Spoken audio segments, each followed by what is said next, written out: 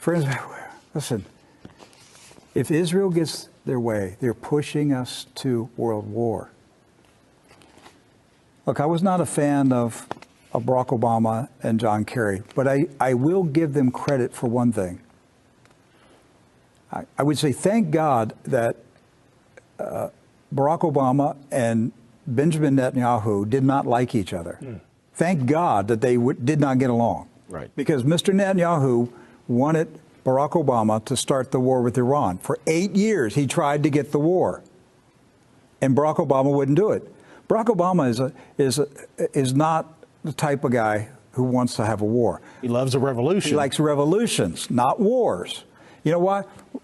Look, Barack Obama, his idea of talking to commanders or talking to communist revolutionaries. Right. He doesn't like talking to military commanders. He's uneasy sitting in a room talking to military commanders. He's very comfortable sitting in a room of communist street organizers. Comrades. Yes, comrades. So he couldn't get Barack Obama to start that war because Barack Obama didn't want to manage a war. Right. Now, if he'd asked him to start a revolution, sure, I'll get a revolution going. He was good at that, and he did. It was called the Arab Spring. Yes. That was an Obama production financed by George Soros. He loved it. And everything going on in Syria today, to this day, was a production of President Obama and Hillary So that's the most that they got out of Barack Obama was the Arab Spring. So he couldn't get Obama to pull the trigger and go to war. But with President Trump in office, President Trump has surrounded himself with Zionists, his son-in-law, all of them, all around him, are hardcore Zionists. And you've got the Christian Zionists who are whispering in President Trump's ear, "You're Cyrus the Great. Your name in gematria is connected to the Jewish Messiah. You've entered into immortality. You're going to build the third temple." This is what the Christian Zionists are saying to President Trump. Right. That's correct. And they're moving him. He's being managed. Benjamin Netanyahu's got these little Christian Zionists right there in his hand doing anything he tells them to do. He knows they influence the president. Yes. And so President Trump is being led into this war. That's why we have to pray that President Trump does not fall in this trap. But right now, he's waist deep in it right now. And we're dangerously close to bombing Syria. And that attack on Syria could end in a confrontation with Russian troops, which would lead to an all-out war.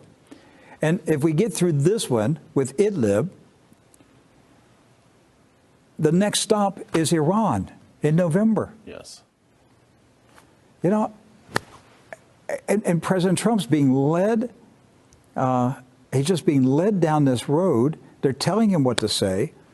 They're telling him the threats to make. And he's so busy fighting off the attack.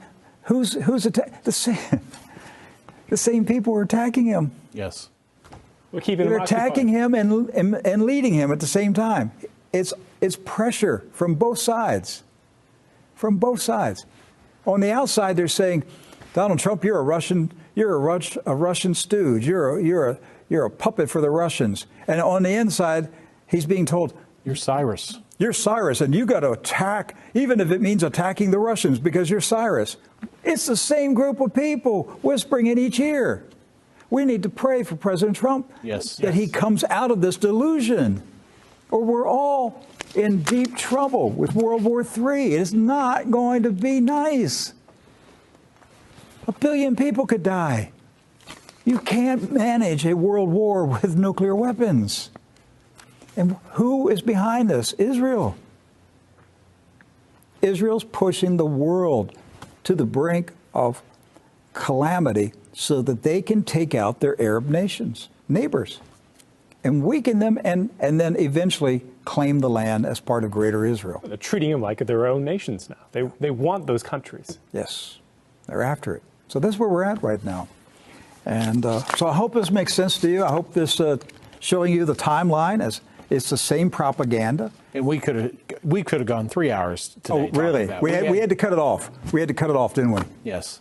Because we had so much information here that we just can't manage it today, because there's so much that leads up to this. We overloaded our production department, and we just had to cut it off because there were so many videos and news articles that we could have shown you from the 90s, the 2000s, to show you how Israel has been working the USA towards war.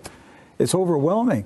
And for me, I've been sitting at this seat for 20 years, and I've watched this happen, and it's the same story over and over and over. The same characters. Same characters. Benjamin Netanyahu, propaganda meister.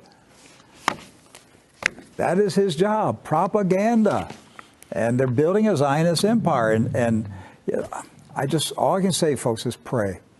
Pray that President Trump does not go down this road. Listen, Barack Obama didn't do it. They did get George W. Bush to do it.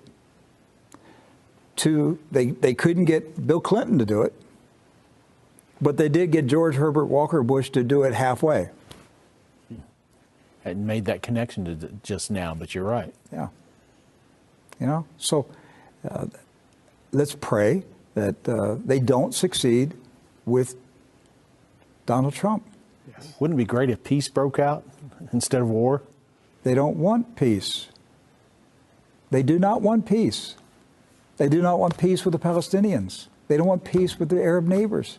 They don't want peace. They want their land. That's what this is about. It is about greater Israel. So thank you for hanging in there with us for over an hour. Been a long week, and we continue to pray.